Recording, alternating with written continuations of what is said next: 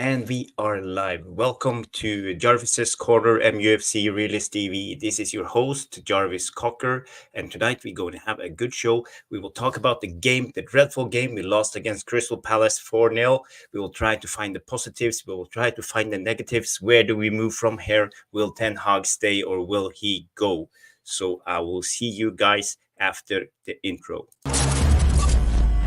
There is nothing wrong with your television set. Do not attempt to adjust the picture. We are controlling transmission. If we wish to make it louder, we will bring up the volume. If we wish to make it softer, we will tune it to a whisper. We will control the horizontal. We will control the vertical. We can roll the image, make it flutter. We can change the focus to a soft blur, or sharpen it to crystal clarity. For the next hour, sit quietly and we will control all that you see and hear. We repeat, there is nothing wrong with your television set. You are about to participate in a great adventure. You are about to experience the awe and mystery which reaches from the inner mind to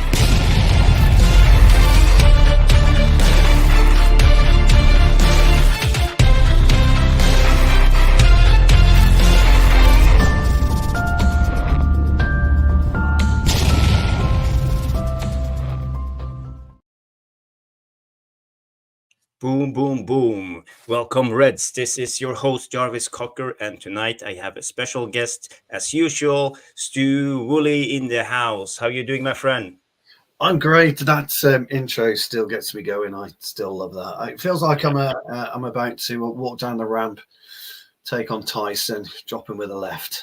It gives you that kind of vibe, doesn't it? Good evening, everybody. A VAR room to everybody. I hope you're in for, well, I know you're in for a treat. We got brilliant guests lined up, and please, let's right from early doors get your questions in.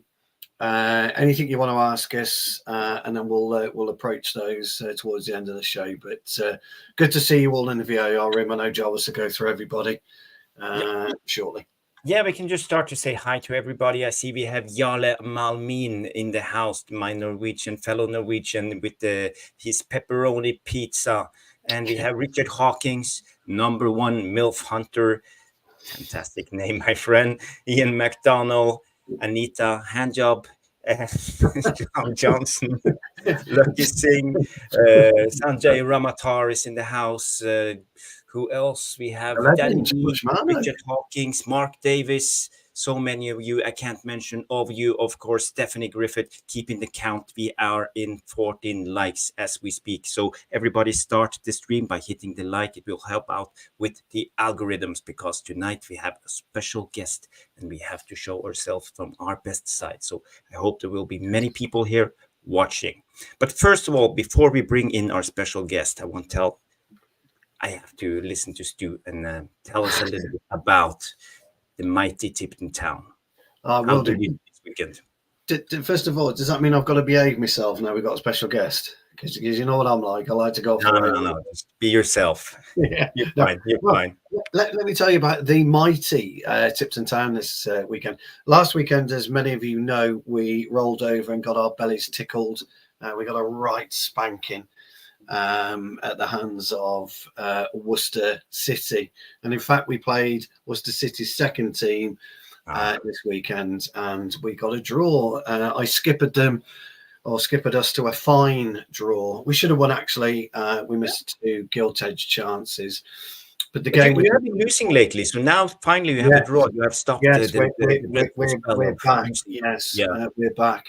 The ref was good today, though. The ref let a lot go, and I was really quite pleased with that. So there was a bit of argy-bargy, which was nice. There was a bit of shirt tugging, hair pulling, elbowing, that type of thing. So it was a proper old school game of football, and really we should have come out on top. But I'm not playing this weekend because I've got a work event which I need to be. Okay. And then we've got our final match of the season against Droitwich away.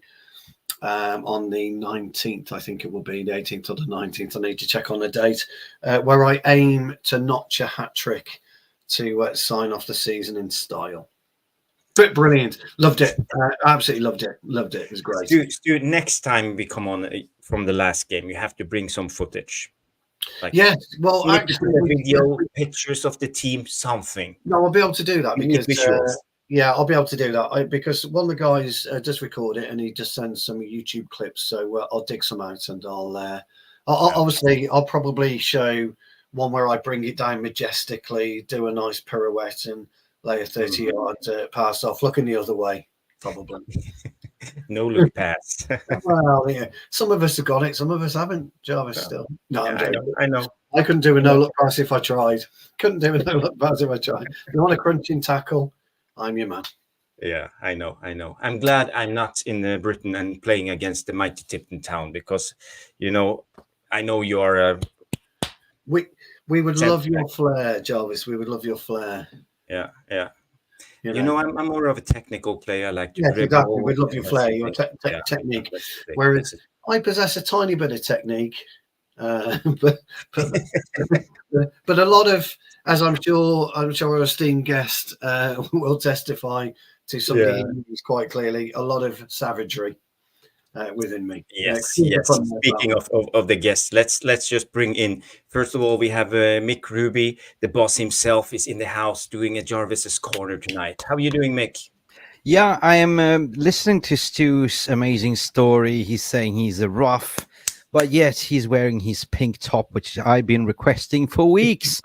And I take a little bit of self-pride when you mention about this intro that you're so much like, because that is credit to the bank of the creator. Thank you so much. Maybe I should get nominated for Oscars or something. I don't know.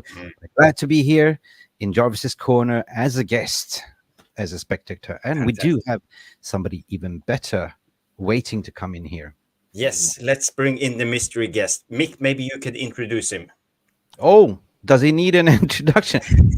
Jonathan Savage, how are you doing, my friend? Welcome, Depchance. Hi, Jarvis. Okay. Welcome. Thank you very much. Jonathan Savage. So, John, tell us a little bit about yourself for people in the chat who doesn't know you. Probably definitely the least well-known member of the Savage family. Run to the litter, I've been called on Twitter and stuff like that. It's probably very true, actually. My nephew Charlie obviously plays for Reading, and everybody knows our Rob. And my mum writes a column for the Daily Mirror. Wow, impressive. Yes, I'm definitely the run to the litter, I'll tell you. That's good. So you obviously you saw the game yesterday. Yeah. The beating, the trashing we got on Sellers Park against Crystal Palace. And we all felt a little bit angry yesterday. Now we have slept on it 24 hours. So how do you feel now after that loss? Do you see a light at the end of the tunnel, or? If I'm being honest, no, I don't. I don't. That was. I said on Twitter yesterday that was a new level of low. I think. I mean, we've been pretty bad in games this season, but yesterday, Crystal Palace just totally outclassed us. And I know we've had a lot of injuries, which certainly haven't helped Eric Ten Hag, but that's a lot of the players just looked like they'd given up. They just didn't try. And that's what upsets me most of the time is the players just looking like they've given up. You can forgive players for making mistakes and stuff like that, but when they look like they give up and when they literally just look like they're down tools, that has done it for me. Yeah, I get what you're saying, and I think we all felt the same after the game. The effort level, we need a little bit more grit. We need passion on the pitch. People fighting for the badge, and that's the thing. We saw yesterday people walking, they were standing around, static, and I said it after 10 minutes. I sent a message to Mick and Stu. This is not good enough. We could see it right away. Yeah, I know a lot. I know a lot of people slag him off, but it's only the likes of Scott McTominay that actually show any fight in the middle of that park. You know, he's not the most skillful player in the world, but he's pulled us out of the mire a few times this season with his goals, and he's the only one who actually looks like he cares. Yeah. In the middle of that park, you know. Yeah, unfortunately, Scotty didn't play, injured as the rest of them. Just not many players left, and we could also see a couple of the players like Mason Mount and especially Johnny Evans. They didn't look fit at all. Or No. How do you assess those two guys? I think Mason Mount, because I really rated him at Chelsea. I thought he was a fantastic player at Chelsea. And when he came to United, I thought, what I did say, like, he was an Erik Ten Hag type player, and I thought he would really light us up. But again, he's been injured as well, and I think he's been given a rough ride from fans who've prejudged him. But I think if you watched him at Chelsea, I thought he'd be made for somebody like Erik Ten Hag, and he's just been, when he has played, he's just been dragged down. Everybody's been dragged down. You know, It's and true. you know, that's the way I look at it anyway. 100%. So Stu, I saw your message. We have a WhatsApp group, and you weren't happy after the game. I saw what you wrote right there. But is thing better today, or do you still feel the same? I would say anger. Yeah, look, there's a lot of anger and frustration, built up with this whole season, really. But I've calmed down a hell of a lot, I was up this morning, I was at the gym at 7, and I was just trying to, do what I needed to do to get myself set up for the day. But, I'm listening to Sav, and I'm hearing what he's saying, because he's talking although John's in and around the game, is still, connected. You're looking at, he talks from a fan's perspective, but he talks from a fan's perspective with a lot of clouds, and people should sit up and listen to what he's got to say. For me, and Mick and Jarvis know this, is I don't think we're considered on the ball at all. And what I mean by that is we don't consider the consequences of our actions anytime we get the ball and release the ball. So, and that's so disappointing, and as well as I do, you'd have heard this from Rob all the time. Everybody talks about coaching and motivation and things of that nature. And once you take that little boy footballer out of you, you become this elite professional. Your motivation is negligible. You don't need motivating. And there's only so much you can coach a seasoned professional. And I'm talking about this because a lot of our squad, if you take out the younger players, are seasoned professionals from somewhere. Yeah. They just didn't land on Manchester United. They've come through the ranks somewhere. They've been playing football. I mean, we'll get into Robbie a bit later and he'll tell us his story. But he's, most of them have been playing football 5, 6, 7, and 8. They've been picked up and they've been nurtured in some way. Very rarely do they come in like some players like Jamie Vardy, for example, which is picked up when he was 20, 21, etc. at Leicester. That doesn't really happen anymore. Ivan Toney is another example of that. And so, when you look at players who aren't considerate, don't consider what Palace were doing. Palace, as much as they were swamping us and suffocating us, their ability to just stand and defend the space is as basic as it gets. I know. It really is. When people, when Elise just walks into space, doesn't run, he just wanders in aimlessly to a space, and all of a sudden, bang, he's away. As soon as he needs to be, that 5 yards, he's gone. It's explosive.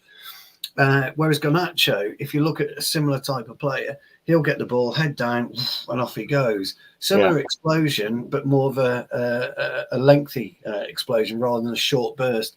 So when you look at Elise as a, Jesus Christ, even Hughes in the centre of midfield yesterday, they're very considered all the time about what they do. Now, people are saying that Glasner's come in and he's got them set up after 10 games, etc., etc. Palace under Hodgson were guilty as Manchester United have been all season under Ten Hag, lazy, not interested in what he's got to say. We know better, etc., etc. Now, all of a sudden, a new manager comes in. Everybody's thinking, well, I want to play football. I'm going to have to pull my finger out here and knuckle down. Unacceptable. If you're a Palace fan, I'd be absolutely fucking livid with them right now. And so Manchester United should be. So I'm hearing, and I listened to the lads last night, both Mick and Jarvis, and they were both hurt. They're both upset. And sometimes when you're upset and you're hurt, you do kind of have a pop at certain things. But and both Mick and Jarvis know this stuff. My overriding fact is it has to be accountability for the players. Because where does it stop? Because it doesn't matter who you are. We've had players there 6, 7, 8 years that have got away with it time after time after time after time after time.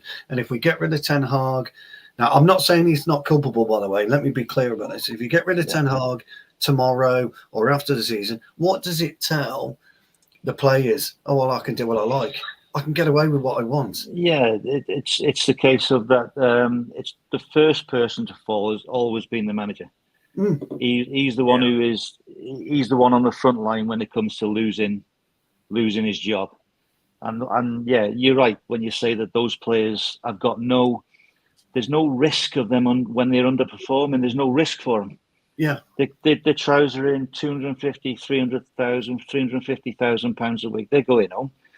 They don't care because they know they're virtually they're safe. Yeah, you know, and in that respect, I do feel for all the managers really, even the likes of Mourinho, you know, and all them. They're the ones who are the first in line when it comes to the risk of losing their jobs. But as I was saying to Mick earlier,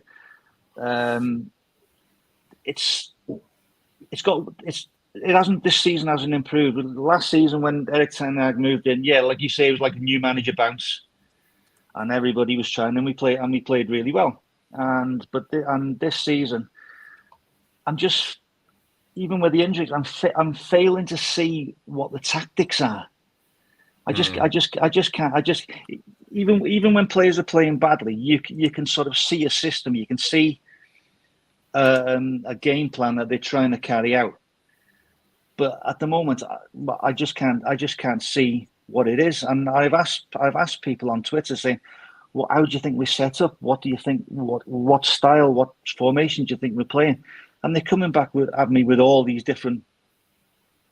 Some say the low block, some say a 3-1-6, some say a high press. Nobody has got any idea as to what we're doing. You know, and I don't know what we're doing either. And so, whereas yes, the players do have to shoulder some culpability, but so does Erik Ten Hag as well. And the post-match press conferences, I sometimes I don't know what game he's watching. Because he's coming out and saying, "Oh, we're great attacking. We're one of the most entertaining teams in the Premier League." I think at times we are relegated. We're no better than any relegation material. This football that we're playing. So I would like a sort of a dose of honesty off him, really, because in those post-match presses, I don't know where he's coming from. Yeah. You know? Yeah, you're mentioning a good thing, and I think you're not alone. I think a lot of people think the same when they hear Ten Hag talk after the game. He mentions things, but I think some of his comments are lost in translation in a way. He's as bad in English as I am, and I think he sees football from a very tactical coaching way, and when he speaks a little bit over the level of the common football fan in a way. Coming from Ajax, who've probably got they have got one of the best academies in the world. Yeah. You know, So yeah. that's just my take on it. Mick, how are you after the game? Are you feeling down I'm or still are you laughing. better? I'm Yeah, still you laughing. Because there's no more emotions to explain how I feel this season, and rightfully so. Being 8th in the table actually displays where we should be. We've been lucky, we've been unlucky with all these injuries. I'm tired of discussing it, but when it comes to coaching and me applying it to my daily work as a boss or a leader, you have a vision. Your job is to take that seed that you have in your head and plant it into other people and make sure they understand.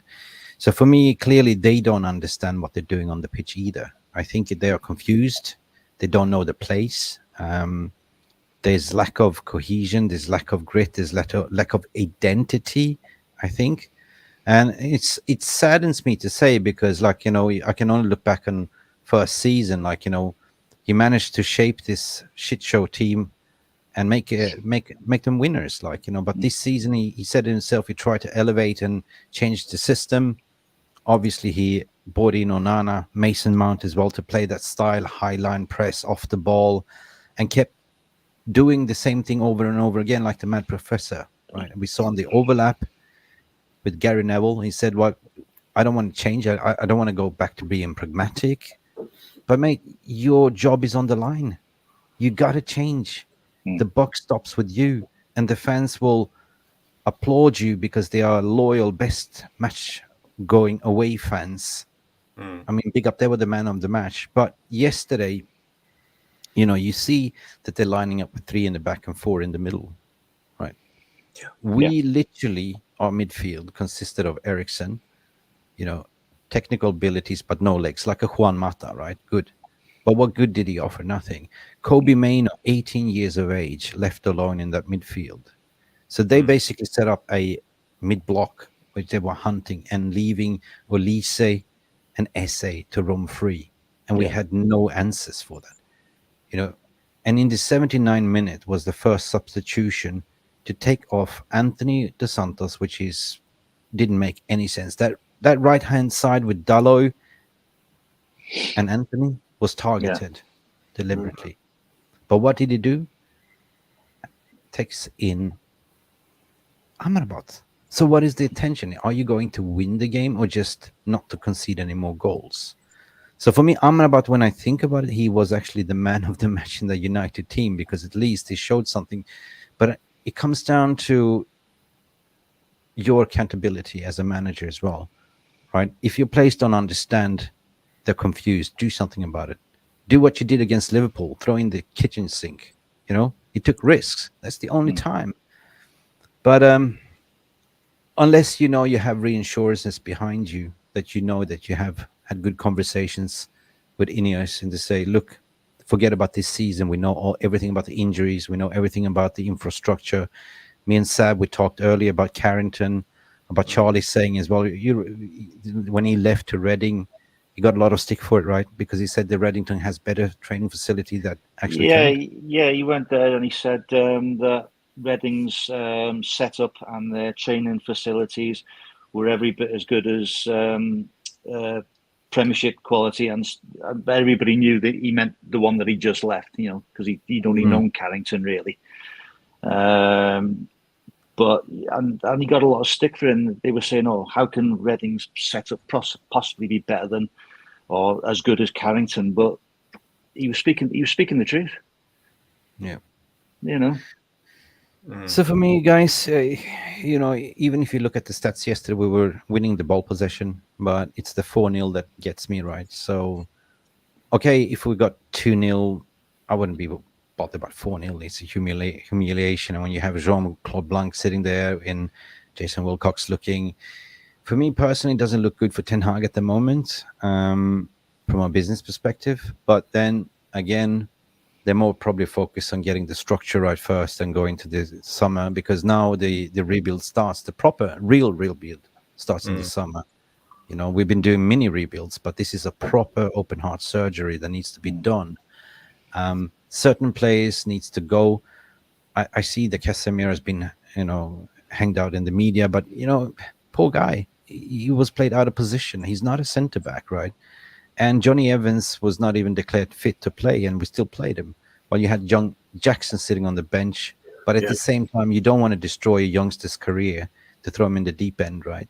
You look at the bench full of academy players, Amas, you had Ogoyene, and you had Wheatley, and you had a lot of youngsters sitting there. So would it be fair to play them from start? I don't think so. So it's a little bit of a catch-22 situation where I just go like, well, you look at the lineup and you knew we're going to be battered here, like, with that defense. But it's just the way we lost this game, the way we lost the ball in the middle, right? And how easy it was for them to flow through and cut through and just have an open highway to shoot. Though I rate Onana as a goalkeeper, I thought actually De Gea was actually better shot stopper and better goalkeeper. Onana is just good on distribution, but he didn't distribute any good balls yesterday. So everything was long balls. So we lost first balls, second balls, no control. So the only positive in it was the first 10 minutes. I saw a little bit of energy from Mason Mount, why we recruited him. That's about it. So it is what it is. It is, Mick. Danny B comes in and say Amrabat never given a proper chance all season.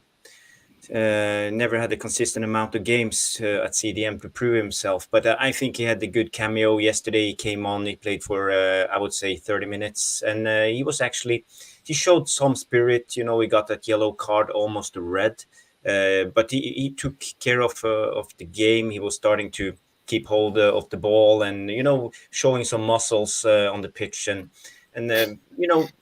having a proper DM on the pitch was something that we were missing from the get-go. Eriksson, Mason Mount, sure, they are all midfielders in a way, but not a proper DM as I would like to see, some with some hair on his chest and a good tackle. That's the thing. So that's a good observation, Danny B. And I don't know what you think, guys. Should we keep Amrabat for another year, or is it done? I don't think we should keep him, no. But the point that Danny's making and the point that you're making, Jarvis, is something that I also made last night, and that is we don't tackle with any aggression. We don't defend with any aggression. We don't commit any aggressive fouls at all. And you talk about Amrabat nearly got a red card. Great, get sent off. It would never have changed the result anyway, And sometimes having, but when you're on that pitch and seeing some type of player that's willing to, again, we'll talk stuff about it, but Robbie in particular was hated because he was just pounding and pounding and pounding. He'd be the first to admit he wasn't the most skillful footballer, but he was imperative to a team and to a system. At Blackburn, Birmingham, Manchester United in his early days, etc., by his disruption. And crikey, we don't have a disruptor on the pitch. Amrabat comes in, runs around like a headless chicken, like the Energizer Bunny, which is absolutely fine. But he gets a tackle in. He'll pull a player back. He'll try and grab him on the shoulder just to halt him, or brush his arm. Or he'll do something to halt the flow of play. And we desperately need that. We really do. It's what Will Hughes does. Something just to stir things up. Something just to get a bit of passion going. I think like we had with Fred. We had with Fred. He was like a pit bull on a bone. I think it was Martin O'Neill said every opposition player hates Savage, but every team he plays for, the fans absolutely adore him. That's true. But you look at the Palace yesterday. They had two disruptors. There was the Danish centre back, and what's his name, Hughes as well. Will Hughes, Will didn't Hughes. do anything with it. He got the ball after he'd won a tackle, or he dropped a shoulder in, or he'd used his head to, nudge somebody out, which you can do if the ref doesn't see it, by the way. The dark arch you can do, and then he'll get it 3 yards. That's all he does, 3-yard ball. I've won it, now go and deal with it, because I'm not the player that can deal with a football, but you are. And that's where what Mick actually spot on about Elise and Eze. That's why they they kept going and going and going until they were both substituted towards it, or Elise was anyway, towards the end of the game, because he was still fit, because he used his burst of pace when he needed to. They, you know, they didn't. They just had this free role because we allowed them to create this free role. And I know Jarvis and Mika, you both, because I listened to both of you talking about Højlund and his inability. Again, bless him, I feel so sorry for Højlund. Yeah, me too. He hasn't learned how to back into a player yet. He hasn't learned how to just quickly look over the shoulder, grab a player's shirt right at the bottom and drag him out so he can get the ball down and bring it down and do something with it. He's not learned any of that yet. And that's so sad. We were talking.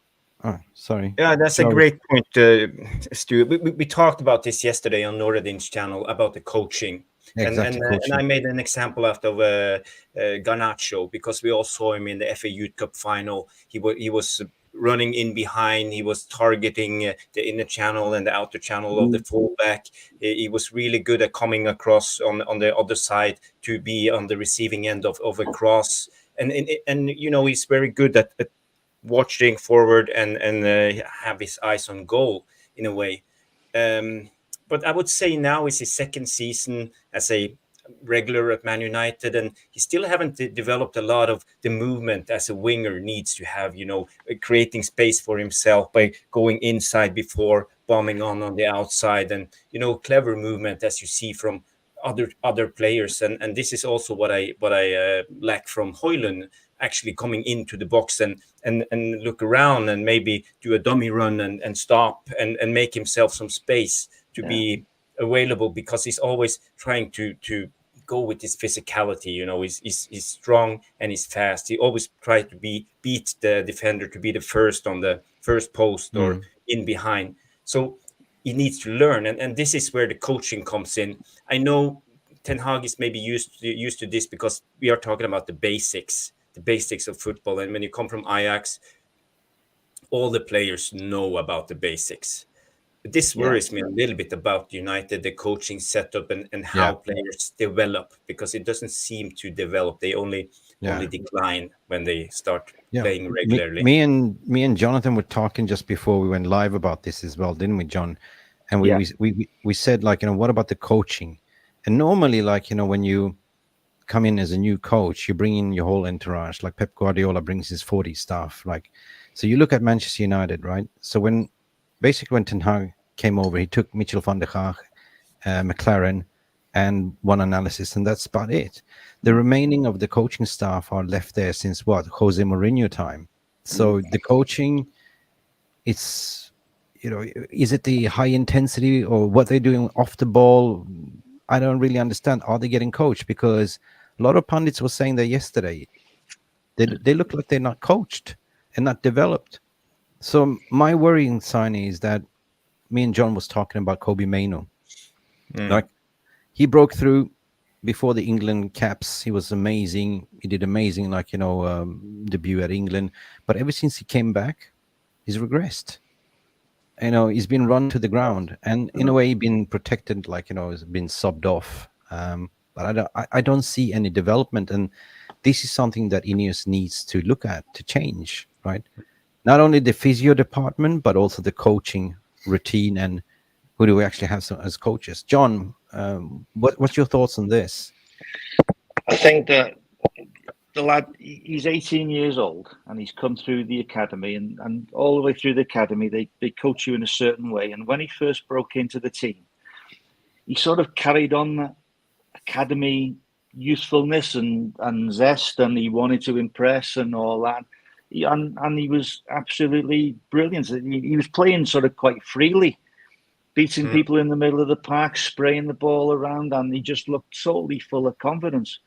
But since since basically since the England game, it seems like a lot of it is like the weight of expectation on his shoulders, that he had to do something like that to try and get that midfield moving, and he's just getting weighed down. Like I say, it's Eriksen alongside him hasn't helped.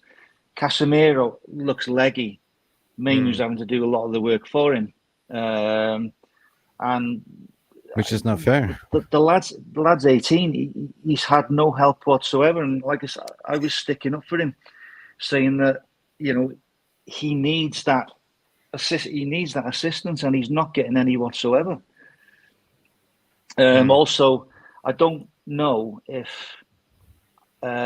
you lads agree. What do you lads reckon to the inverted wingers? I'm not a fan of them, to be honest. John. No. I never have been. I'm not. And the reason, I mean, Jarvis and Mick, we talk about this a lot. And if you look back to 2019/2020, when Martial and Rashford were both on fire, both scored 20 odd goals. Yeah. We attacked the diagonal. We attacked the corner of the penalty box on a regular basis. Yeah. And we committed them, but they weren't playing inverted. They were playing touchline football. Yeah.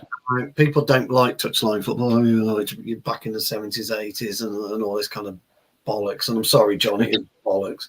Yeah. But what it does is it gives the defender a problem. When you're a fullback and you've got Giggs, just for argument's sake, say Giggs hugging a touchline one side, Beckham hugging a touchline on the other.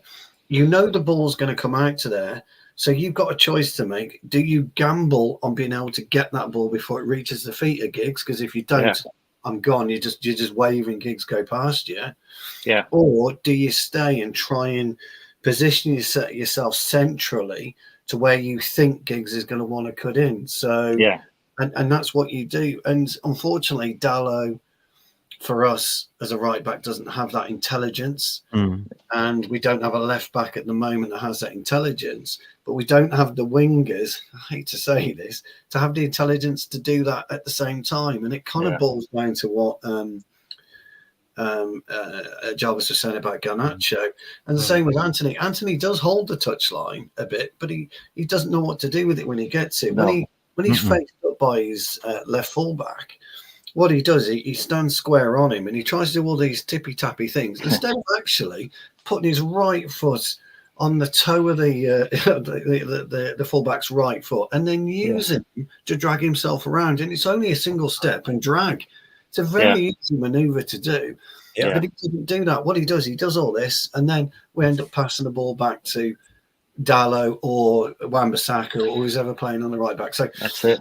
This inverted wingers that we have, and almost the inverted fullbacks that we have, doesn't seem, well, it just isn't working because we haven't got the personnel to be able to cover in and around. Now, a few weeks ago, when we had all this left back issue, myself, Jarvis, and Mick on Jarvis's corner, and Mark, if Mark's watching, our producer, I hope he is, floated the idea of Anthony at fullback, and we got absolutely castigated. Oh, you don't know what you're talking about. You lot no football, blah, blah, blah, blah, blah. But we made a case for playing three at the back with our current squad, three at the back, wing backs. Anthony and Dalot we chose. Anthony and Dalot, because Dalot is a decent wing back, and the ability then to absolutely destroy teams through pace.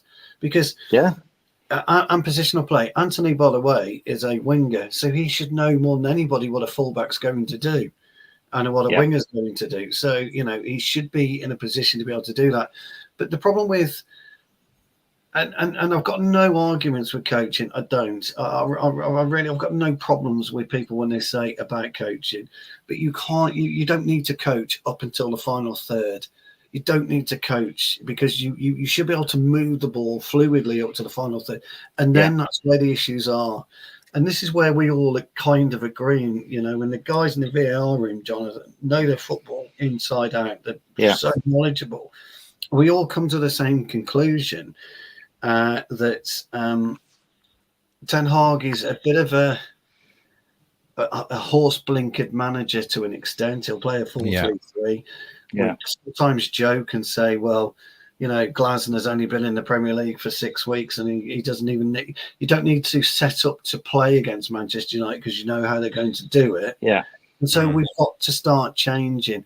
And the likes of Garnacho, the likes of Anthony, the likes of Mount, Bruno, poor Kobe, whatever, they've got to start attacking and committing. We don't commit defenders anymore. And that's, when was the last time, we had a penalty through a commitment of an attacker to get into the box and force a foul? I can't think of one. It's mainly been handballs, hasn't it, lads? I mean, Yeah. The AR room, let me know if there's been one. But when Rashford was on fire, Martial was on fire, they were rapid. Bang, bang, bang, bang, bang. I'm going to hit you on the diagonal. And that means I can go right or I can go left. And then you've got a problem because you're backtracking, and then you suddenly make the lunge, bang, penalty. It's not rocket science, is it, Saf? Yeah. This is where, though, I think people totally underestimate the value of somebody like Luke Shaw, who will, if somebody is cutting on the inside, he will bomb on the left-hand side. He will go on the outside, and so that defender hasn't got a clue which way to go. And so I think Luke Shaw gets a real rough ride off some fans. I think he's a fantastic player. But these inverted wingers, that's where they're not helping Højlund at all, because everything is getting crammed into that middle. Everybody's coming in from both sides, and he's getting no room in the middle to work whatsoever. And the ball's coming to him. The lad needs service, and he's just not. He's not getting any at all. We had a conversation a few weeks ago, so I was asked a question about Højlund's problem, and I said, look, there's two things you need to. Sorry, I know we've got to get Rashmano in, Jarvis. There's two things you need to do. First and foremost is try and find the pace difference between your two wingers and your centre forward. Yeah. Once you can find out how slow or how quick he is, you can then try and calculate when he needs to run to be in the box at the right time of delivery. And the right time of delivery, as you well know, is around the beginning of the 18-yard box, so you can whip the ball through. If not, get to the byline and cut it back. Those are your two premium, optimum crossing areas. So if he's winning the ball and he's laying it off, he's then got to work out when to spin and when to go. That's why Elise is so good. He looks and he thinks and he said, right, stop, bang, and I'm gone. And as soon as he's away, he's expecting the pass. Højlund, for some reason, and Mick picked it up, by the way, and Mick knows I love a 6-yard player. You eat, sleep and drink in the 6-yard box, or from 12 yards from the penalty spot. But Højlund's not spinning and getting in that box and getting across either the front post or trying to get in at the rear post. He's not been able to time his runs based on the inverted wingers. Yeah. So that's how I think. Those are your two options crossing. And if we could get that right, if you can get the speed differential right, they can identify how slow he is compared to Anthony, how slow he is compared to Garnacho, how slow he is compared to Rashford, and try and get that little intricacy, because that's where elite professionals win games. That's where elite coaching, and this is where me, Mick and Jarvis agree, that's where elite comes into it. Coaching isn't about just telling someone to stand there. Elite coaching is finding the very bits of minute detail, and if they can get that right and they can get the width, as you quite rightly say, John, bang. Elite coaching is also about the ability to change your tactics, not wholesale, but just tweak with the tactics as well. And that's what we seem to be totally incapable of doing. Or just practice the drills in training. Now you split up, like, the attackers practicing drills with the fullbacks. At the end of the day, we have wingers, inverted wingers, but we don't have the fullbacks to do the overlapping. Perhaps that is that is why Anthony Dos Santos is not performing at Manchester United. Because if you look at Anthony Dos Santos in Ajax, it was a totally different Anthony Dos Santos. The stats and the outputs they had. But right now, what you see him is just bombing forward, stops because there's nobody doing the overlapping. You know what I mean? So basically, nobody is putting the cutback passes either. There's no striker, there's no service to the striker, and that is a massive problem. So it comes down to the coaching or the change of personnel all the time. So I'm traditional, old style wingers, keep it wide. And one thing you can look at is Arsenal, Bukayo Saka. Totally classic winger, right? Yeah. So, and with the overlap with Odegaard all the time, so it's even even the number 10 or the fullback also provides different trickery. So the defenders don't know what you're going to do, right? Right now we're so predictable, and that shows you that our stats yesterday we had 2 shots on goal and they had 10 shots. So we are clueless. We have no identity in the final third. I would like to know what we're doing in training. I really would. Yeah, ask Yeah, we- Lockers. He knows. Yeah. we have been speaking about this on Jarvis's Corner a lot of the times. We have been talking about trainings. First of all, we will go to a gifted memberships from Rush Mono. Yes. The legends. The legendary.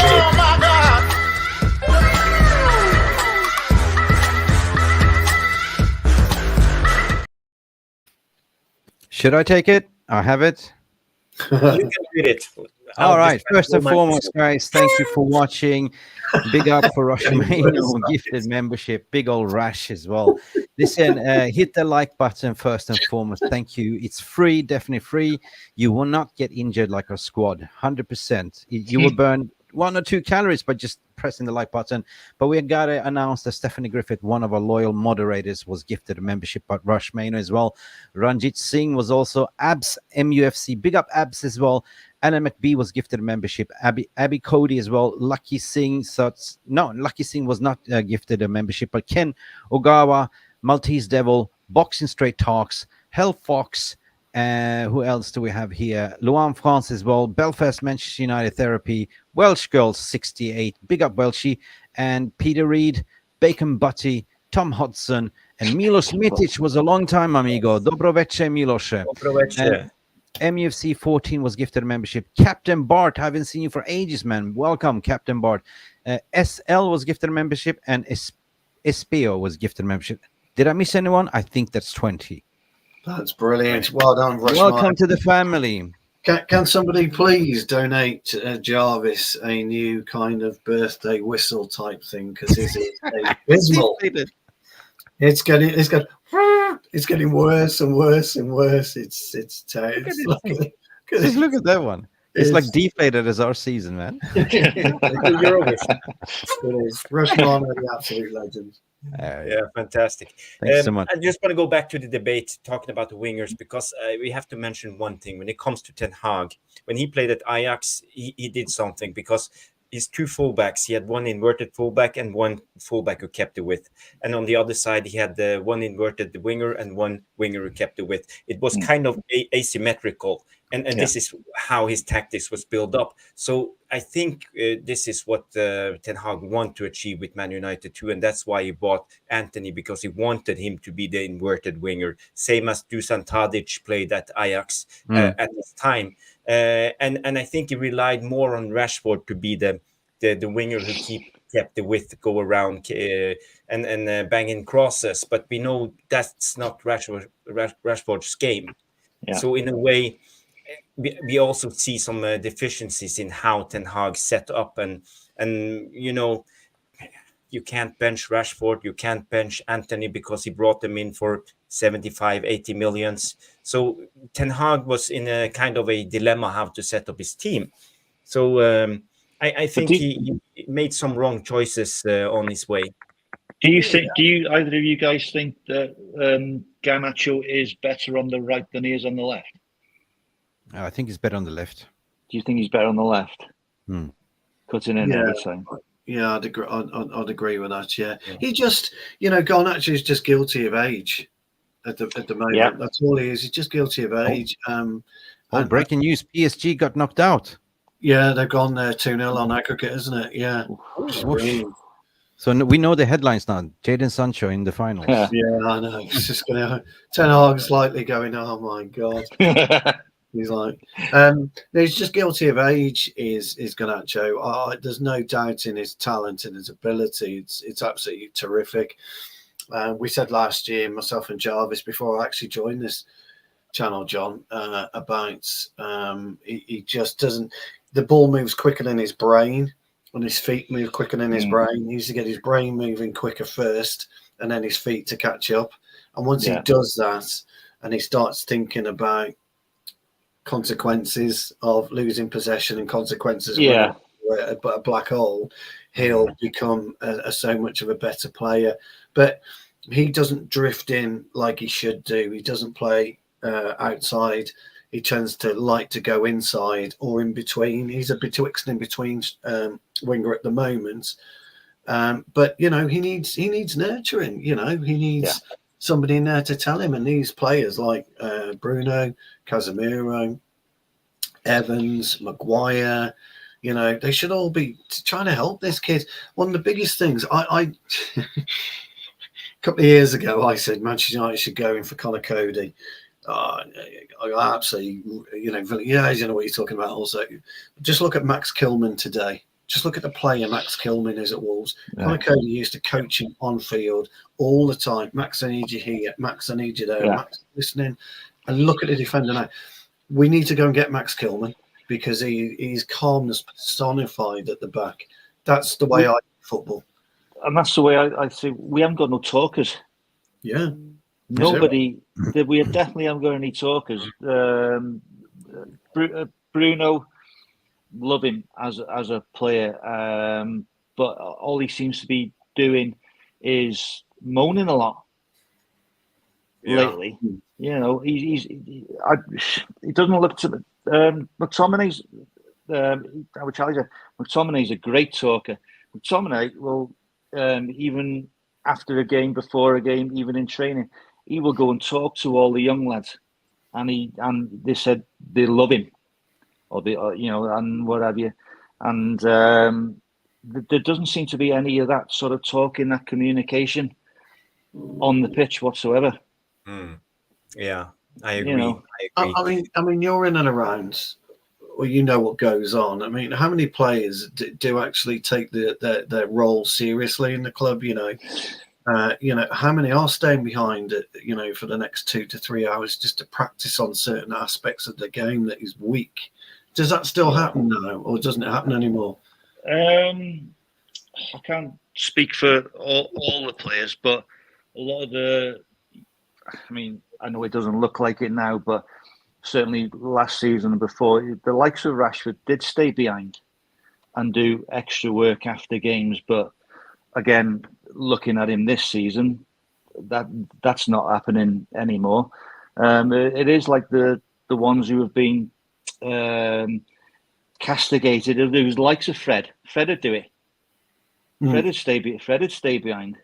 McTominay and stuff like that, and people, all those sort of players who, well, Fred's not United quality, McTominay's not United quality, but they seem to be the ones who would stay and even go and watch academy games and stuff like that, and speak to all the academy players after the game and before the game, and just interact with them like that, and they were brilliant. But there's no talkers in that team anymore. They just seem to be playing like 11 strangers. Last season, it seems to me there was more of fight talking. There was, the partnership with Casemiro. You had the fire in the belly. Martinez, they were high-fiving and talking. They were carrying themselves with pride. They were like hunting in the pack and warriors and high-fiving each other. You know, I clearly remember there was a different vibe last season. But this, you are right. There's no communication on that pitch. And that's why they look lost. Maybe it's lack of leadership. Leaders, you have to have leaders everywhere. Like, you have to have a midfield general that could talk. You need to have somebody in the final third that can talk. And you need somebody at the back line that can talk. Either Martinez definitely organised that back line. He definitely organised that back line because you literally see him talking to everybody across the line. But again, I don't know if you class him as injury prone now or what, but I think if you could keep him fit, I think there's a serious case for giving him a try of the captaincy. I don't know what you lads think, but Bruno, I think if we could get Bruno back to the player that we signed initially, I don't know if the captaincy has had he's chances created wise, he's been absolutely brilliant. But to me, I'd like to get him back to the player that we initially signed. I think the burden of captaincy weighed so heavily on Harry Maguire. Yeah. I think that totally, he just couldn't handle it. Well, now he's a better player now when he's not a captain. He's a better player. Yeah, exactly. And it's I think somebody like Martinez, I think if we could keep him fit, I think we should give him a try at the captaincy, but solely to get Bruno back to that brilliant player that we signed. I don't know. Now we have a game coming up We have Arsenal coming up next. I think a lot of people fear that game. We are scared. Arsenal look fantastic at the moment. Odegaard, what a player! You know, he has become one of the best midfielders in the Premier League, attacking midfielders.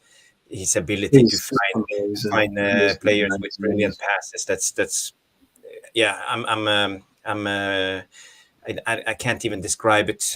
But I've been talking about Odegaard for many years. I'm Norwegian. I followed him in the Norwegian league when he played for Strømsgodset when he was 15 years old.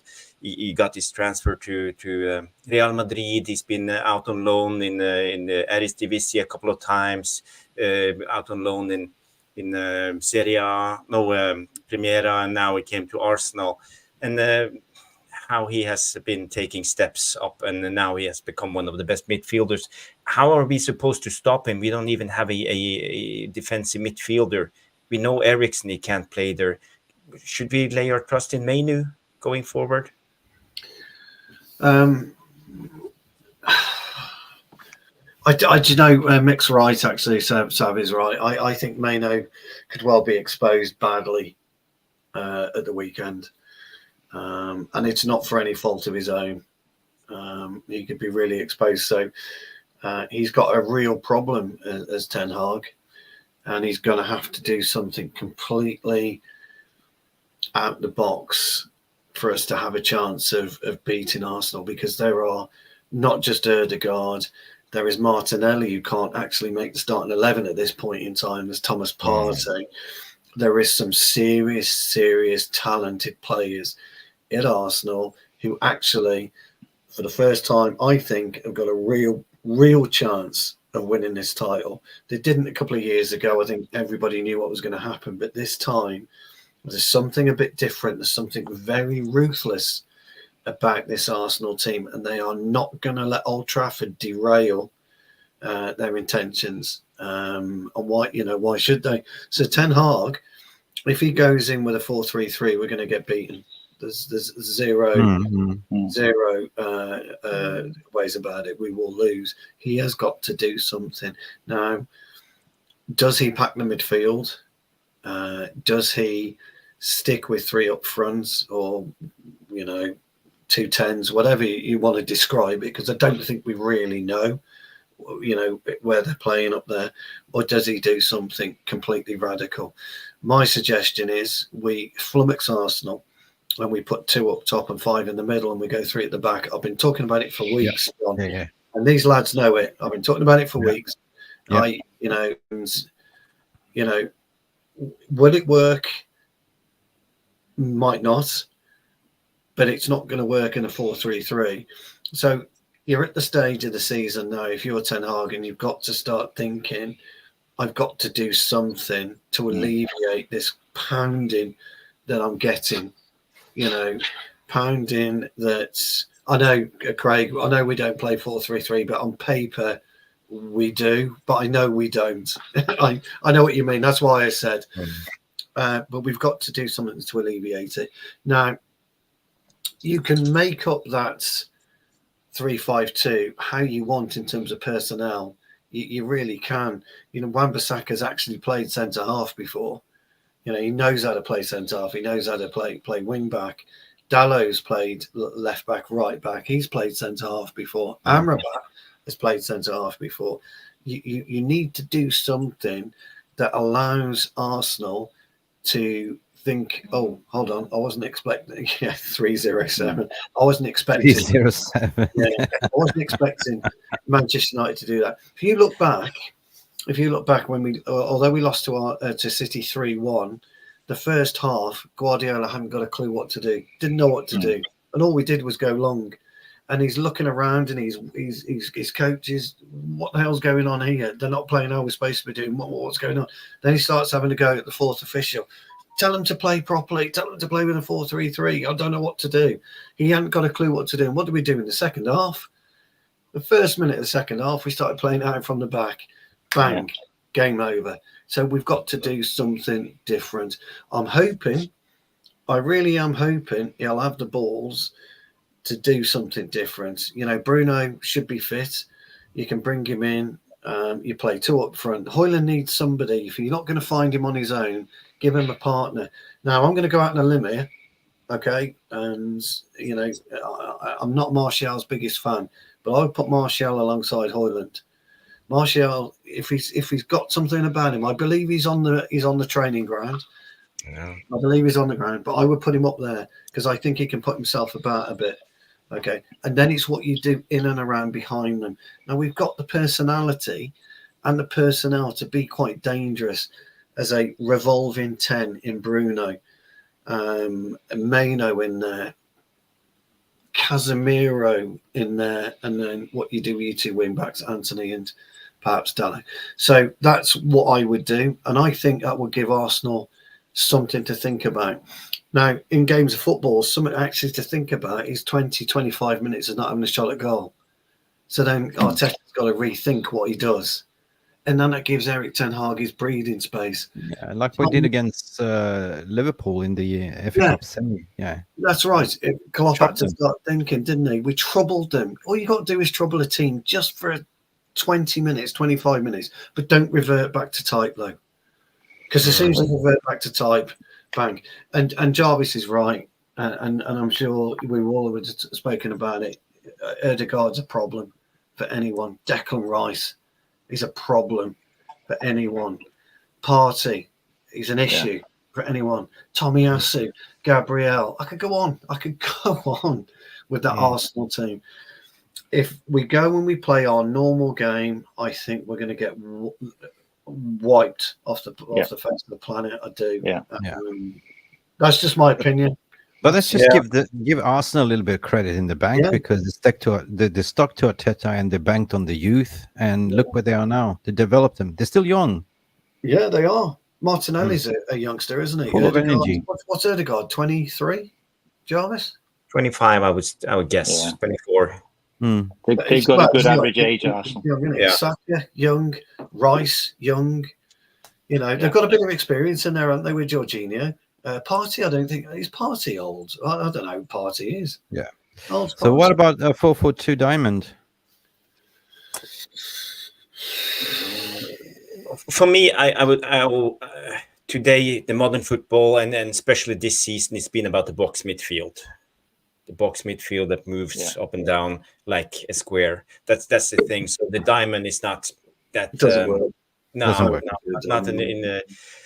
But I like what you say, Stu, about the two strikers or two forwards, two people, because it's vital for a press play because you need. But this is one of the things I've been addressing all season long, our press play, because we don't press the right way because we have to cover the midfielders. The front pressers need to cover the midfielders. That's the thing. So you also press the ball carrier and you cover the passing lane. And out of the box, Jarvis. Out of the box. Two strikers. Would you go with Højlund and Bruno then as striker? That's an option, actually, and that's the thing about second striker, Mick and Jarvis and John. That's the trump card, the jack in the box, because they know Højlund's going to be there. It's the jack in the box, so it's a good chance. Would you just look at the midfield to say play Bruno as the two strikers, Bruno on top, Højlund, and then you pack the midfield with Amrabat, Kobe Mainoo, Mason Mount, for instance, full of energy. It's a good chance. Good chance. Even if you tried, who for somebody like Arsenal would be an unknown entity. Even if you give somebody like Ethan Wheatley, a second spot, he's an unknown entity to them. Just give him a go. You know, I know he's not very experienced. He's not very experienced, but he's like Stu says, it's trying something different. Well, Shea Lacey. You know, give him anybody like that. Just try something different. Because Stu's spot on. If we go as we are against Arsenal, they are going to rip us a new one. They really are. So we go, like Stu says, try something completely different, and I think that would get a lot of fans back on Erik Ten Hag's side if they saw that he was at least trying something different, at least trying different tactics. You know. Yeah. I agree, and I think a lot of people, that's why they're criticizing Ten Hag, because his stubbornness. He never tries anything else. But we all remember the Liverpool game when he threw in this kitchen sink at the dying minutes, and we won that game, and everybody was cheering because we liked what we saw, something different. And this has been Ten Hag's problem all season long, because we have addressing the big gap in the midfield since the Wolves game. First game of the season, and we still see it. He doesn't change it up. The single pivot, it's a big problem, and we overcommit going forward. Too many men, and we get caught time after time. Ahmad came on at the end of the Liverpool game, scored that brilliant goal, gave him a bit of confidence, and we haven't seen him again till 10 minutes last night. He showed some of that, John, didn't he? He did, yeah, absolutely. Last minute goal against Liverpool. Did you see his celebration? Yeah. Yeah. Cool as you like. Just another day at the office. Yeah. But this is, this is something what I always call the wounded animal is the most dangerous animal, because everyone expects us to roll over and be tickled on the belly. But what if we put the spanner in the wheel for Arsenal? What if we totally shock them and play our best football of the season, play with pride, throw in some kids, Ethan Wheatley, as what you said, throw in Harry Amos, give him a little bit of a run, shock them a little bit. Yeah, because right now we are so predictable. They know exactly what we're going to do. And a good thing last night was our fans' reaction after the game. It was absolutely outstanding. Those players didn't deserve a reception that those fans gave. That performance did not deserve that brilliant reception they got at the end of the game. And I think if Erik ten Hag threw the young lads in, I think a lot of fans would appreciate the fact that these young lads, they're learning the game. They're going to make mistakes, but they would give them the encouragement. Yeah. I think a lot of people want us to throw in the kids, but I think it's not fair on them, coming up against Arsenal, who's chasing the league title. Yeah, it could be a brutal start, and you can even ruin a career, if they make mistakes. I appreciate that against. I appreciate that against Arsenal, but like last night against Palace was probably a better time. Everybody says, well, we're trying for the Europa League, but I don't even want to be in the Europa League. I'd sooner use a game like that to give the young players a chance to show what they can do. That was a nothing rubber to me last night. And could they really be any worse than what we showed last night? That's kind of the reason why I agree with that, John, and that's the reason why I suggest just try something different. But question for you, because I've seen Wheatley play a few times, and I've always been, and I know he scored a shitload of goals, hasn't he, for the 18s this season. It's difficult to really get to grips with it. And sometimes I think he's played well, sometimes I think he's been a bit substandard. But he's a big lad, isn't he? Am I right in saying that? He reminds me a bit of Fellaini, believe it or not. That sort of stature that he's got. That's why I asked. He puts himself about. He does move a lot better than Fellaini, but he's got that sort of physicality to him. And again, we won't shove him in against Arsenal, but that surprise factor, that to me I wouldn't mind that. I'd quite like it, to be fair. Yeah, I agree. And you mentioned this movement. I love his movement. He moves like a little bit. It's difficult for the defender how to put himself with the ball, which direction you go, and this is how you press. You have to make it difficult for them. Don't make it easy. And I like what I see from and his technique. Compare him to Fellaini. I would say he has more of a slick technique, Oh the other day for the under 18s when he took down the ball. I think it was the Man City game, the second goal he scored. Brilliant goal. What a technique. He doesn't look cumbersome. But I know what you're saying about his ability to harass and then equally find space. And yet, when he's running with the ball, he looks awkward. I'm not saying he is. He just looks awkward when he's running with the ball, and maybe that's his size. And if you class him as a Fellaini-esque, and I know you're not saying he's Fellaini-esque, but if he's Yeah. got that similar attributes, maybe, because Fellaini could never run with the ball, could he? But he should know. Yeah. No, you know. the best chest strapper on the planet. I mean, he was just amazing. That ball. I call him Mourinho's B plan. Yeah. If all else failed, lump it up to Fellaini.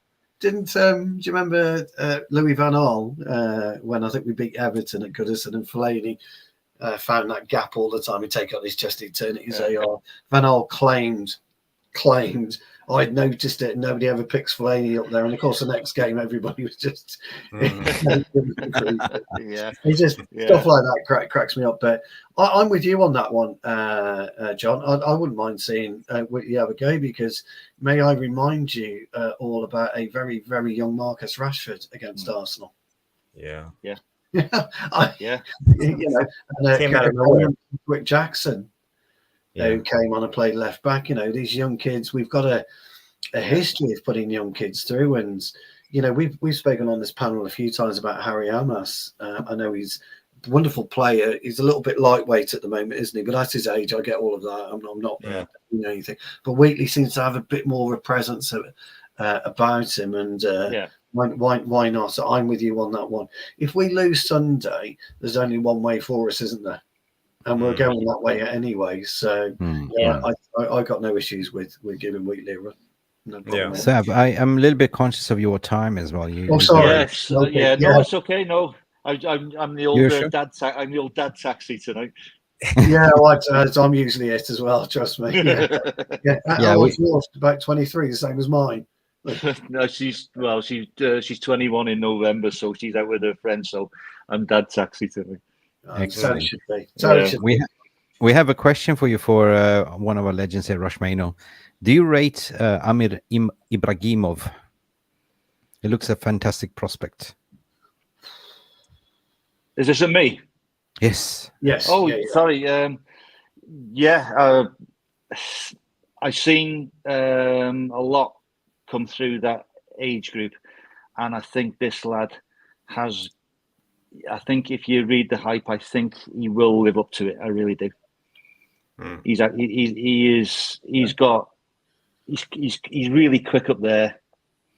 He really is, and I've watched him quite a lot of times, and you just sort of get that sense about players where you think, if he lives up to his potential, he's gonna be so much special, and I really do think he will. But it depends if, again, he's brought through correctly, really, because I'll go back to somebody like Kieran McKenna, who knew how to bring those young lads through. He was just really, really good with them, and he was an outstanding. He was, at the time when he was here, he was that outstanding youth team coach. And I think if I'm not having to go at the coaches they've got now, not in any way, shape or form, but I think if he can, he's definitely got the potential to be absolutely outstanding. Yeah, interesting. Yeah, that's interesting. Before we move on to the Q&A session, I just want to have one quick round. It's inevitable. We have to talk about it, Ten Hag, before we go on to the Q&A session. And I have two questions for the panel. Question one is, will Ten Hag stay in his job? And second, if we bring in an interim, who could that be? Because I heard talks about Ollie or another ex-legend, we can bring in Roy Keane or Carrick or whatever, So I just want to hear your take on it, and would it be doable? So, Jonathan, maybe you can go first. I think there's no way INEOS are going to sack him now or anything like that. And I do think that they will keep him on and give him his last 12 months. I think they will give him a fair crack of the whip under this new structure to see how he can cope. Because, as regards the old structure, well, there wasn't any. And so he's had to work under that sort of thing. But So yeah, I think they will give him. I do think they'll give him another 12 months. Personally, I would just looking at the way we've gone downhill. I'm not sure it would be the right decision to give him another 12 months, but I think we will. As regards an interim, if they were, I always say you should go forward, never back. Would I would have Ollie back in some sort of role, definitely. Maybe not head coach, but somewhere a lot, in between the coach and the players, like an intermediary. Somebody, I always used to think that they would love Ollie. I used to think they would run through brick walls from him. I think he had that sort of rapport with them. But as an interim manager, I don't. You know what? I don't know. I don't know if he'd even want to be an interim manager, to be honest. A lot of people saying, "Oh, they'd get Kieran McKenna in." He just got promoted. Yeah, I know. Would he even want to move from Ipswich, having done such a good job? I don't think he'd be interested in the interim manager's job. Yeah, that's a poser. I'm not entirely sure on that one, to be honest. I think Jarvis. I agree with John. I think he stays, and I think Wilcox says to him, and Ashworth, when Ashworth comes in, says to him, "We will back you for these 12 months. You tell us what you want. We will get you what you want. This is the structure you're going to work for. This is how it's going to work. And if you don't hit this target, then your contract expires and we part ways." Equally in agreement with John, absolute waste of time bringing in an interim manager now. It's pointless, because I tell you something, more than anything, if we bring in an Ollie or a Keane or whoever, bring in an interim manager and we win our remaining games and the FA Cup, there'll be a lot of elation, but a lot of anger towards these players, because it will prove just how lazy and inefficient they've been all season. And that's a real conundrum I think the board won't go with. So I don't see an interim coming. Yeah, okay. Before we go to Mick's answer, I just want to add a couple of things. If we lose against Arsenal, let's say Newcastle and Brighton, there will be no Europa next season without us winning the FA Cup. So it will be a must-win game. This season, Aston Villa has earned in the Conference League, or is it the Europa League they play? I'm not sure. If they win, go to the final, will be around 30 to 35 millions in prize money plus TV revenue. So it's a substantial amount of money for the revenue, and it will benefit us when it comes to the transfer market this summer. So it will be an important game for us to win if we can get Europa League. Yeah, I totally agree. Yeah. So with this in mind, Mick, do you think it will be sensible bringing in an interim manager like, for example, Ollie? Because we know he has Pep's number. He can maybe bring in Ollie as an intermediate to the end of the season, but not sack, because it doesn't really make sense. We're not going to climb any higher in the league anyway. Would it just make sense to hire an interim just because of the final? There's 3 games left to play, 4 games left to play, right? So I think it's short-term planning. You better look at the long-term vision planning. And I agree what Jonathan was saying there. It's been a horrible season.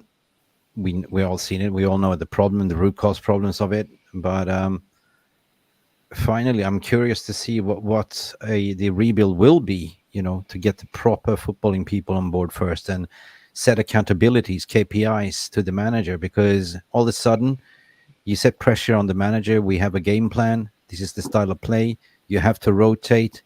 You'll be answering towards these leaders. Be accountable. So this is something that he hasn't had before, right? So in the recruitment market, Excuse me. Yeah, there was a lot of people complaining with his SCG relationships, but that was due to that we have inept people like John Murtaugh that couldn't even negotiate for a packet of crisps, you know. So I'm just I'm just excited regarding finally after 11 years that we actually see something different, and what we're going to do in the transfer market different. The way we're going to bring up some youth, be like Arsenal, for instance, bring in a lot of academy players and recruit athleticism, people with high IQ. They can take instructions and they can play that style of play. So it doesn't really make sense to bring in an interim, but to bring Ole back in a position at United, 100%, maybe as assistant coach, because he offers something like, you know, he's got that DNA, he's got that happy-go-lucky, and that one, he was really good at that, right? Really, Yeah, you know, yeah. togetherness. So maybe that's something we can bring in, like a player ambassador in between the manager and, because let's face it, Ten Hag's communication is not really flawless. When I saw him crying in that last interview, I was crying with him. I was because you could literally see how upset he was, and they were not crocodile tears; they were real tears. Yeah. Yeah, I think behind the scenes they are doing succession planning anyway for 2025. I think that's all it's about. Yeah. Yeah. I mean, they already have. I mean, every club has it. You know, they know exactly who's going to leave after De Zerbi. For instance, if it's Brighton or if it's Pep, they know exactly who they're going to line up. So that's it. I think also as well that the Glazers, before Sir Jim Rattcliffe came in, I don't think they cared how the club got on as long as they were getting their money, taking their money out. They weren't bothered one slightest. Now INEOS are coming in, and they will want to see results. They want to see performances, and because they'll want to see a return on their investment. And I think, John, the Glazers didn't even know what offside was, or which no, which were our teams. they only ball they know is egg shaped, and let's play over across the pond over there. The other thing that really annoyed me was you never see the Glazers at Old Trafford, but you saw them at Wembley for that semi-final against Coventry. Yeah.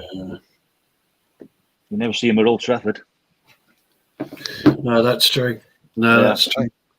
Rushmana was saying, good point. McLaren, Ollie can do that role. Yeah. McLaren's role, yeah. That's true. Would he do it though, Jarvis? Do you reckon he will do it? Would he come back the way he was treated?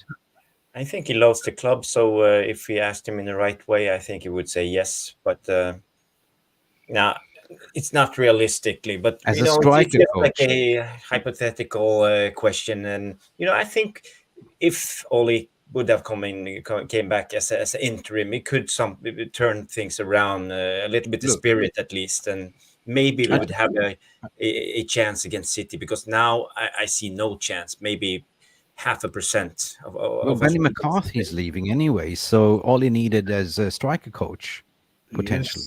Yeah. Just to let you know, chaps, I've got 5 minutes and then I really have got to go. That's our cue. We go to the Q&A session. Yes. You just bring your questions in for Jonathan first, and so answer a couple of them. Yeah, let's get a couple of questions in then. I'll put my tin hat on now. Yes. No, actually, they're just general football questions, and they're really good. Okay. Actually. So let's have a quick look. Question here from Ian McDonald's, regular with us. If you're Ten Hag, what do you do to get the players up for the final? Threaten them with their jobs. Just threaten them with their jobs. You say, look, I know you got contracts, but I've got no problem ripping the bleeding things up. Either pull your finger out your asses, or you're down the road. Well, I would love that. I would love that. Mick? I would do what? I would take them to Belfast for 2 days tequila lash. Yeah, why not? They need to eat some steam. Do a rashy. Yeah, good idea. Jarvis? Nah, what can you do? I think it's so toxic at the moment that I'm not even sure if he can do anything. Maybe if he just said, "Okay, you take it from here. I'll just sit in the back and relax." Maybe they would have done something, but it's hard. Yeah. My answer to that is, if you need motivating to walk out at Wembley representing Manchester United in a derby, then you clearly need motivating to put your socks on in the morning. And then if that's the type, then soon as you pull the shirt on, you shouldn't need any motivation. Doesn't matter if it's an FA Cup final or if it's a Carabao Cup game. As soon as you pull the United shirt on, you shouldn't need any motivation. Yeah, I totally agree. The pride in that is just something amazing, isn't it? Got another question for you. I think it's a straightforward. There's a couple of it's from Kat and Rajat. Same question. Would you start Amrabat against? Oh, sorry, Ahmad. I apologize. They still are the same question. Ahmad, the other against Arsenal. Yes, definitely, 100%. Again, he's sort of still an unknown quality. Well, he's an unknown quality to a lot of United fans, let alone opposition. But just something different. Just because go with something different. The usual tried and trusted tactics are not going to work. Throw him in. Give him a go. What harm can it do? Totally agree. And one last question for you then, just before you go, if you don't mind answering this one, because I think it's one of those that divides opinion. What do we think about the goal that was disallowed for the foul on Henderson last night? I don't think it was a foul. It's not as if he's gone in with his elbow or anything like that. It's a fair challenge. I mean, wasn't even looking at him, was he? Wasn't even looking at him. He was looking at the ball, wasn't he? All the time. Yeah. Nothing wrong with it. And I will say that as well. We have been on the wrong end of some shocking VAR decisions as well this season. Absolute shockers. Yeah, totally agree. Have you got time for one more, John? Have you got a... Go on, quick one. Last one then. Again from Mark. He said, are we likely to win any of the remaining 3 games? And can we see United beating City in the final? No. Oh, well, I can't. Listen, I mean, judging on that performance last night, we're not gonna win another game this season. And City, if we play like that, I'm sorry, they are going to absolutely wipe the floor with us. Yeah, no, I totally agree. Guys, that's been the Q&A for John. John's got to go and pick up his daughter. John, you've been an absolute pleasure to have on. I hope you come back, because I know there's loads of questions that we as panelists and members of the community would like to ask you about, diving into Robbie's career and, the very initial times when he went to United, the first times and things of that nature. So if you come back, there's a lot of good stories there, believe me. We'd be delighted to have you. Sorry, it's Jarvis's show. I think I'm yeah. No, I'll shut up. I've got the gaffer here, John and John. No. I'm the guest here. I'm trying to organise. I'm just the guest. I'm finally here seeing you in the pink top, so go ahead. Yeah, you've been absolutely brilliant, John. I hope you've enjoyed it. Thank you very much for having me. I really appreciate putting up with my drivel, really, to be honest. Oh, it's great. Yeah, you will always be welcome on Jarvis's Corner. We usually go live every Monday, 9 p.m. So whenever you have the time, feel free to join us. Smashing. Thank you very much indeed, chaps. I really appreciate that. Thank you. More than welcome. You've been absolutely brilliant. All right, thank you, chaps. Okay, thank you very much. Thank you very much. Go. Cheers now. Take care, boys. Cheers later, John. Bye. Oh, what an absolute Jonathan Savage. What a great guy. We still have some questions left for the Q&As too. A lot of questions. We've got a couple left. We've got a really interesting question here again from Danny. What do you guys think of bringing in Rooney, Van Persie, or Rude as an attacking coach for ETH? Also adding a set piece coach is long overdue. I'll just quickly take this from my side, let you guys in. You can bring Ruud van Nistelrooy in any day of the week. 17 times on a Sunday. He's my favourite ever striker to play for Manchester United, and there's been tons of him, but I think he's brilliant. His ability, his adaptation is phenomenal. Bringing in a set piece coach, I can't abide throwing coaches, set piece coaches, any specialist coaching. I'm not interested in. If as a defender you don't know where to stand on a set piece, you got an issue. That's just my take on it, guys. I'd love to hear yours. Mick. The job is good. You've been told, Mick. You've been told. Where's the ball? I went the wrong way, didn't I? I went the wrong way. Yeah, no. The overall coaching style needs to be overlooked at. You know, the drillings that we do in training doesn't seem to pay off. So I take Ruud van Nistelrooy or Van Persie any day. You look at Benny McCarthy, you look at, you know, the physical shape you're in, like, you know, doesn't look healthy. I'm sorry to say, but we need proper training, as alluded before. Like, you know, we need to practice triangles, drills. You need to find each other. And set pieces, yes, we do zonal marking, defending set pieces, but also the way we are taking set pieces. And, you know, one thing that we're missing is cutback passes and midfielder scoring. So yeah, we need everywhere on each position, right? So, and that comes again that what I said before, Ten Hag didn't have the choice of staff, this old staff laying around, and that needs to be overhauled. So bringing me the best in class. Yeah. What about you, Jarvis? Yeah, Wait a minute. yeah, Wait a minute. You have to do it the other way, you know. It's Come on. Oh, I don't know which way I'm going.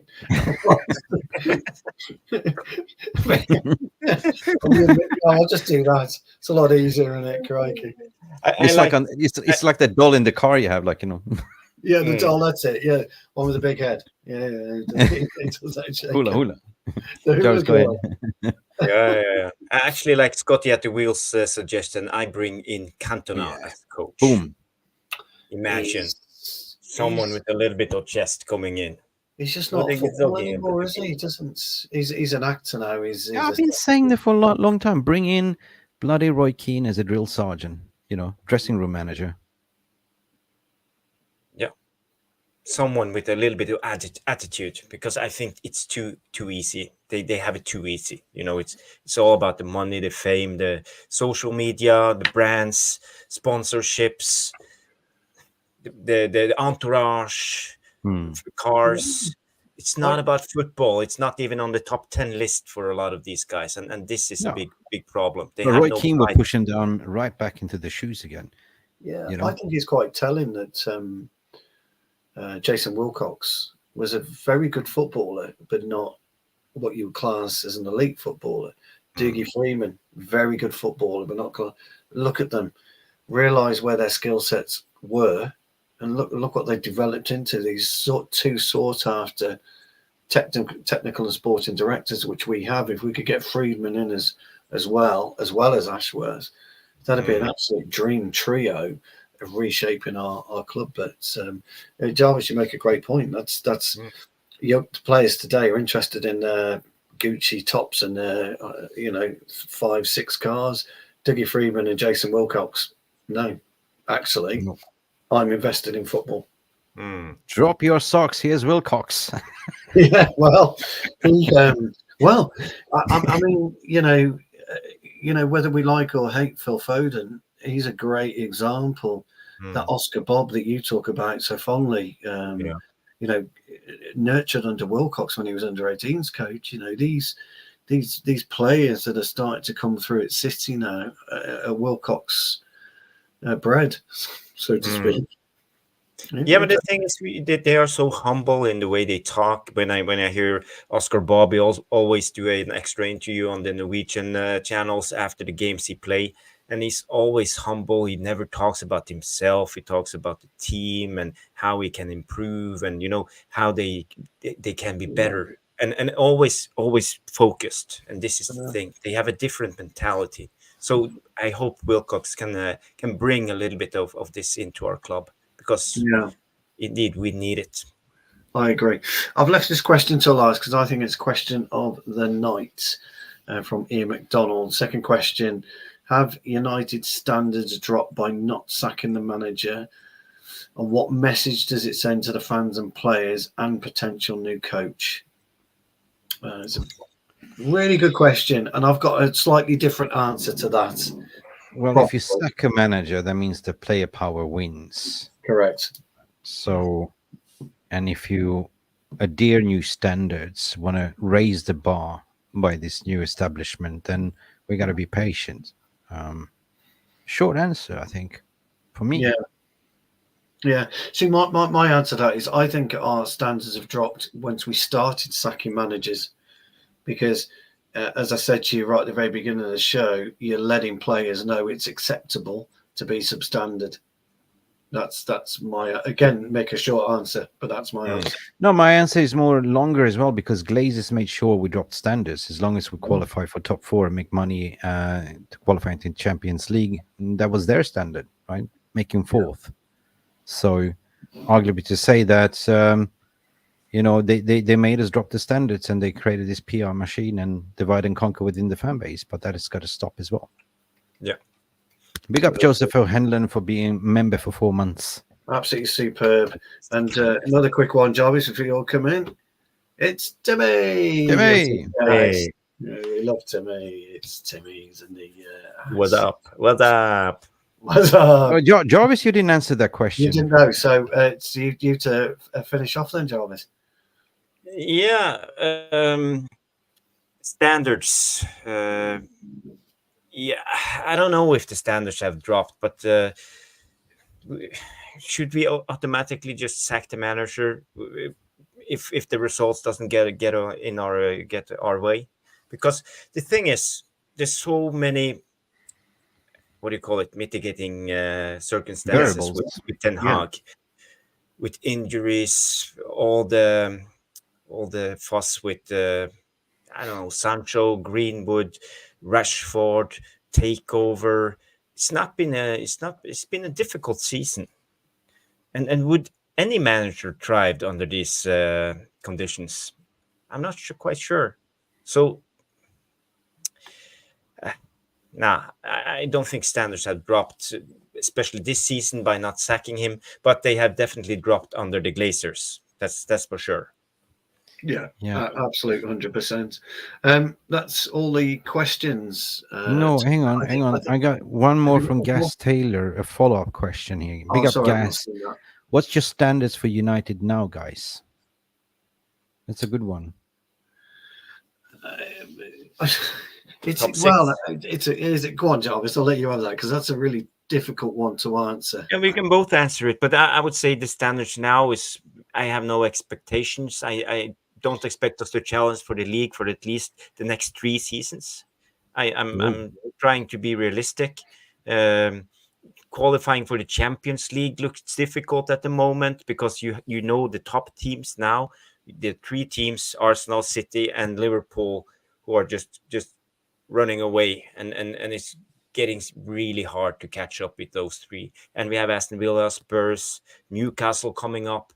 So even top 6 will be tough now at the moment, and I think we will be in for a struggle, and it will take time. INEOS is in of a hell of a task, turning this around. 100%. They are, head over water, under water is higher, right? They need to sort of get up and floating. And standards, we haven't had any standards for a long time, but at least they can set the standards and set the tone and cultural way how you behave. And they already started, appointing dirty offices and nobody works from home anymore. Just that standards, how you apply yourself as a United employee or staff and players, how will we then challenge again?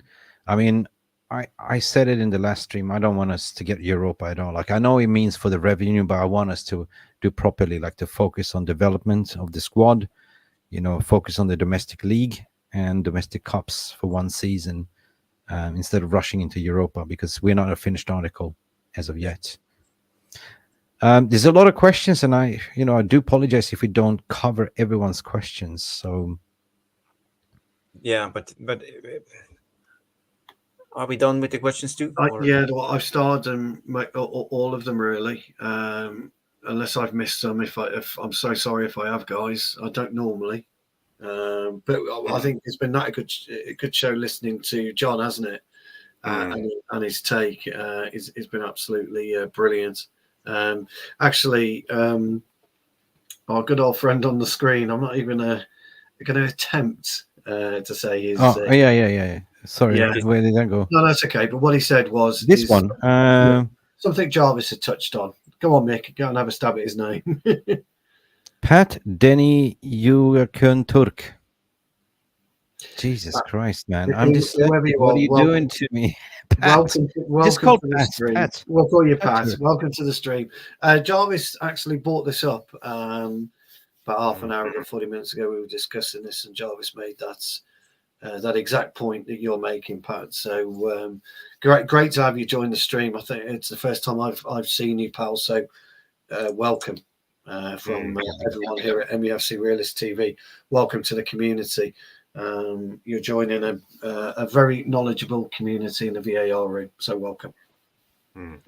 We have one sorry if I follow-up slaughtered your name, my friend. I can't read it. I'm dyslexic. Sorry. My bad. One follow-up question from Scotty at the wheel. What's your take on Shay Lacey's do?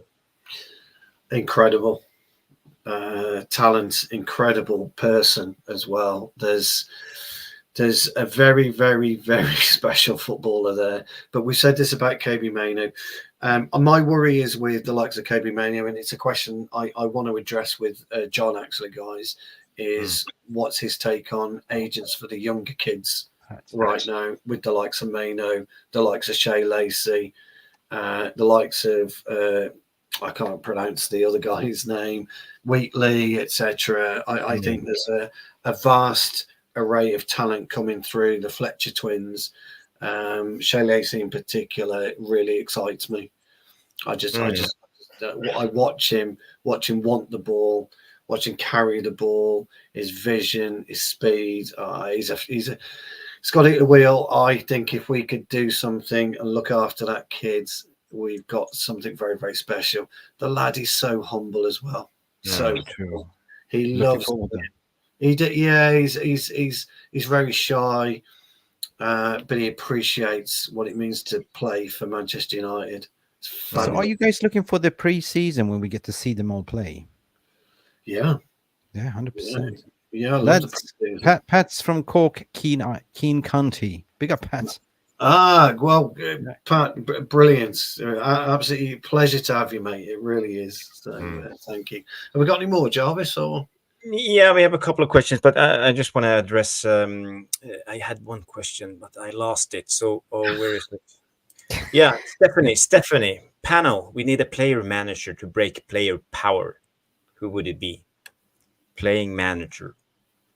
Are we talking about? What we're talking about. Our squad, or just from other teams in the league? A player manager means something, somebody between the gaffer and the players. Yeah. This is what we spoke about, like, a Roy Keane type or Ole Gunnar Solskjaer. No. I think, aren't you, Stephanie, talking about a player who's a manager at the same time? Like Kenny Dalglish was in the last season for Liverpool when they won.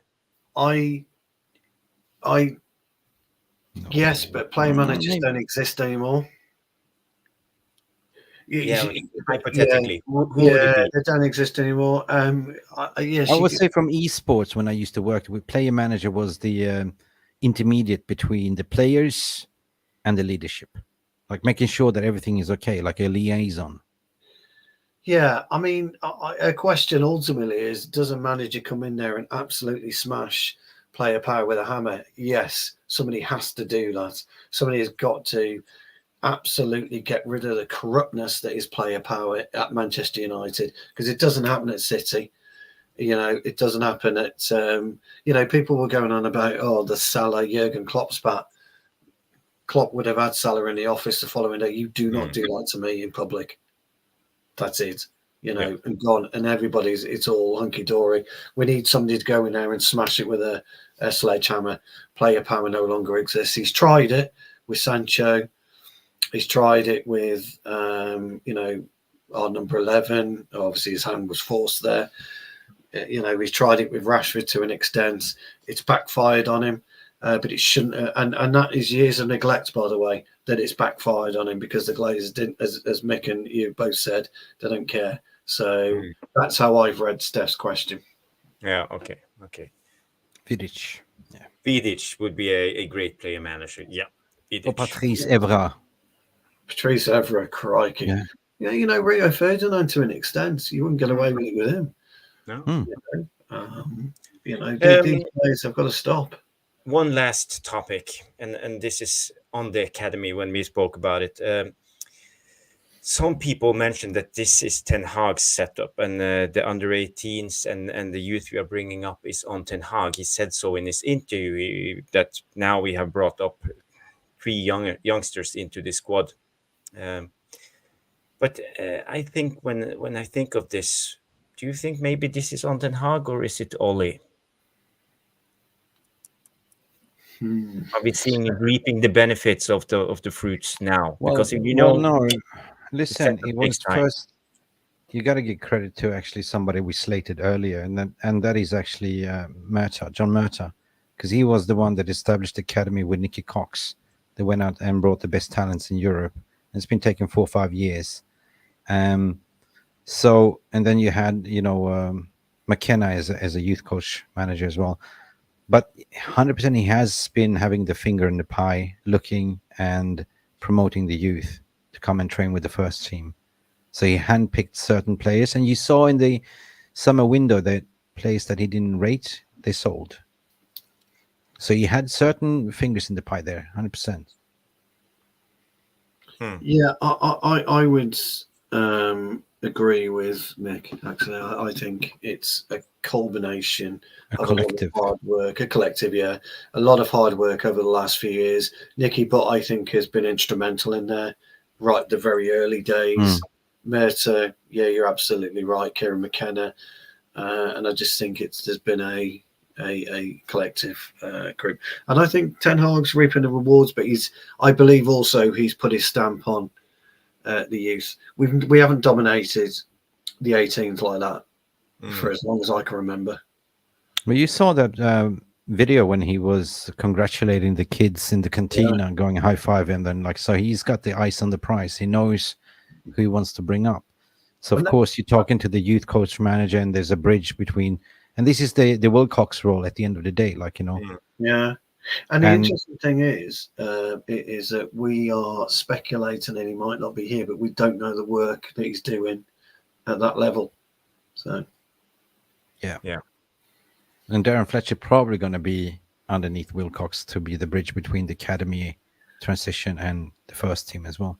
Yeah, that'd be a good role for him.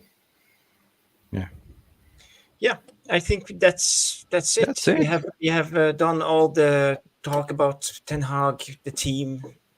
Jonathan Savage on the show. Fantastic to have him on. I hope he will come on for another show so we can. He will definitely speak a little bit more about his brother and his nephew and his connections with Man United, because he has a lot of good inside stories and stuff. So it will be great to have him on another time. And of course, my partner in crime, Stu Woolley, and special guest Mick Ruby. Yeah, I was a guest today. Really got to go with best behavior when the gaffer's around, don't I? No. Free hands, guys. I'm just here. I had very bad internet, I think, because we're having a monsoon season at the moment, so thunderstorms and so internet drops down. So my apologies if I froze a bit. Yeah, I thought there was something wrong with my eyes. My glasses getting blurry. Contact lenses. I was going to have to get my glasses out then, I think, crikey. So looking ahead for the broadcasting this week, tomorrow is another Champions League, I think. Congratulations for Dortmund for in the final. We're in for a cracker tomorrow as well. I might do a show tomorrow with Mark. We see. But Thursday definitely will be a preview. Arsenal. We see if we get Jay back on, Jay Daly. And when are we actually playing Arsenal? Is it Saturday or Sunday? Sunday, isn't it? Yeah, Sunday. Plenty of time. But we'll see what happens in the ether and the news. And at the end of the day, I read something about Gareth Southgate is back on the headlines again, and don't believe whatever the headlines are saying and what the media are writing. So don't get baited. That's all we can give you the advice. Yeah. But I would like to congratulate you, Jarvis, for a fantastic show. Stu Wally, finally you put on your pink top, what I've been requesting for weeks and weeks and weeks. And big up for Jonathan Savage for coming on board. We've been talking a long time for having on, and the amazing VR room and a lot of new people, new faces. A lot of new faces. Yeah, fantastic. I just want to address one thing. Madhouse, congratulations to Sancho. Well done, lad. Fair enough. That will be the headlines tomorrow. Extra millions. It will. I'd imagine Ten Hag's loving every minute of Sancho's Champions League final appearance. Oh yeah, there'll be the press conference. Can you congratulate Jade and play? Oh, for God's sake! From my point of view, it's been a brilliant show, and I just want to say thanks to everyone in the VAR room. You're always very kind to myself and Jarvis on a Monday night. We're sorry it's a Tuesday, but it is what it is. And some great questions as always, some brilliant comments, great feedback for us. So thank you very much. And we have over 343 people watching on all channels, Twitter, YouTube. So it's been amazing. A lot of people watching. Thank you. Thank you all. So you know what to do. Like. Hit that like. Subscribe if you haven't, and hit the notification. Personalize it so you never miss when we go live. So Jarvis, finish it off. Yeah, I just want to say thank you to Ivo Bosic, Pat, Scotty at the wheel, Stephanie Griffith, Jamie Wayne Madhouse, Brendan Chappell, Craig Warby, Yale Malmin, always here. I have to scroll a little bit up. We have Ian McDonald, Gavin Underwood. So many names. I can't mention all of you. Timmy, it's Timmy. Yeah, Timmy. Kat, Anita, handjob as well. We see here number one MILF Hunter as per usual. The funny names.